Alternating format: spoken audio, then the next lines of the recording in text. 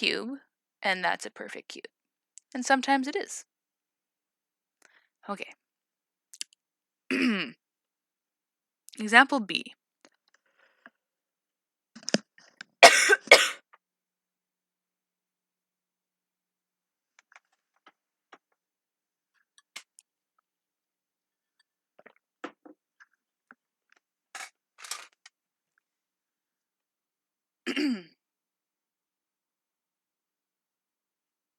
Sorry, I had to take a drink of water there. Okay. Not sure if I'm going to pause that out of the video. Alright. I'm back. I'm alive. Don't worry. Okay. So, during that time, you probably had plenty of time to stare at part B. So what would this be? How many terms do we have? We have 1 term and 2 terms. So it's a binomial. And we have a subtraction sign. So you might be tempted to say, ooh, it might be a difference of cubes. But it's not. Notice both of these are squares. This is a different special factoring. This one is called difference of, and what do you think it's going to be? Squares. Very good. If you guessed that, give yourself a mini high five. Both hands together. Okay, so the difference of squares. If you see a squared minus b squared, you can factor this into a minus b times a plus b. Okay, so when you have this weird thing going on here, where it's the same term in front and the same in the back, but there's just a difference in the sign, notice that's a minus and a plus. These guys are called conjugates. Okay, so let's factor it like this. Let's first determine what our a value is and what is our b value. So this is going to be my a value, m plus 2.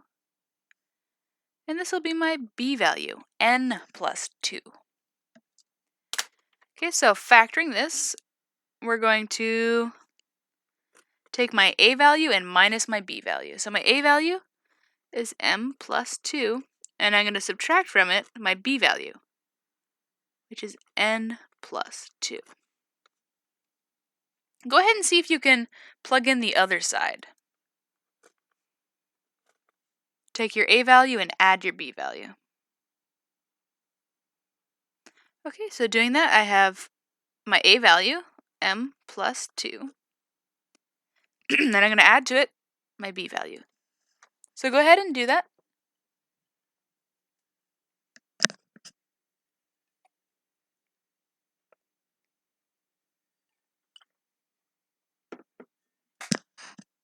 All right. Can we simplify this? Are there any like terms? Yes, there are. Let's go ahead and drop some of the parentheses. So you have m plus 2, but let's distribute.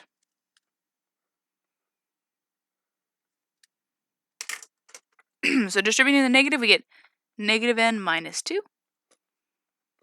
And let's do it to the other side. We have m plus 2. Oh, we don't have to distribute anything. So we can just drop the parentheses.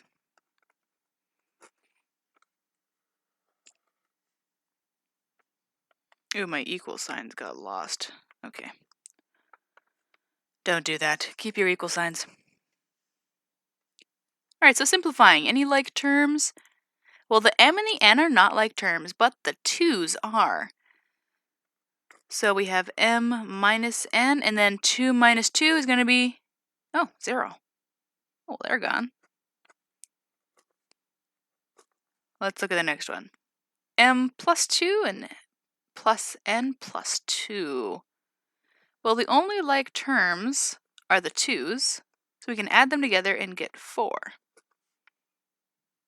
All right. And if you want to, you can get rid of the brackets and replace them with the normal parentheses we use. It's okay, either way works. Notice I used the brackets in the beginning because I wanted to differentiate between the regular parentheses and the brackets. Okay, and that's that answer. Let's do the last one for this example. All right, let's see, what is this? This is a binomial, so I got 2 terms. and there's a plus sign. So this one might not look like it's anything, but it is actually another sneaky form. This one is going to be called the sum of, what do you think? It's going to make the sum of cubes.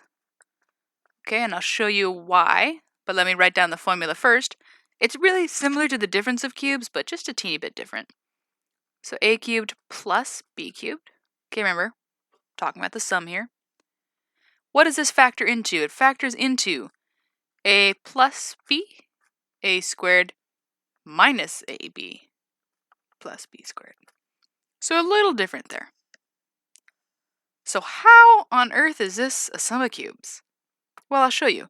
I'm going to rewrite a to the 6th into a cube. Kind of just like how we did the last time. So let's see, I'm trying to think. What can I rewrite this as?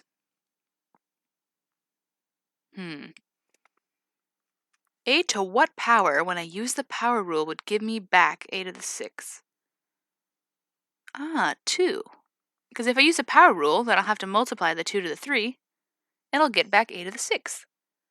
So I decided to rewrite a to the 6th as a squared to the 3rd power. And then plus, wait now, is 1 a perfect cube? Yeah, it is. 1 to the 3rd power is still going to be 1. 1 is kind of sneaky that way. That's why I like 1. Okay. Now let's figure out what our a and our b values are. Our a value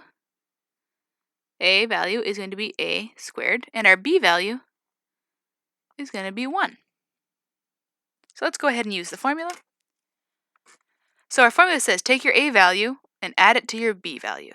So my a value was a squared, and I'm going to add that to my b value, which was 1. Go ahead and see if you can fill out the other part of the formula, and check back with me in a second.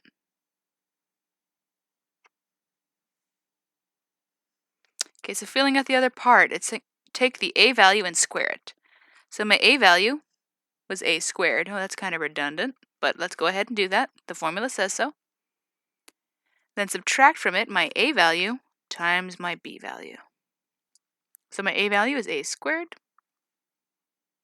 and my b value is 1. And then we're going to add to it b squared. So my b value is 1. And we'll square it. And that's it. So all we're going to do now is simplify this. Get rid of all these parentheses that we don't need. So a squared plus 1, that's simple, nothing to add there. Here I can use the power to power rule. So a squared squared is going to be a to the 4th power. Minus a squared times 1 will be a squared. And then plus 1 squared. 1 squared is 1 squared is 1. Yep, very good. All right, can we combine any like terms inside the parentheses? No.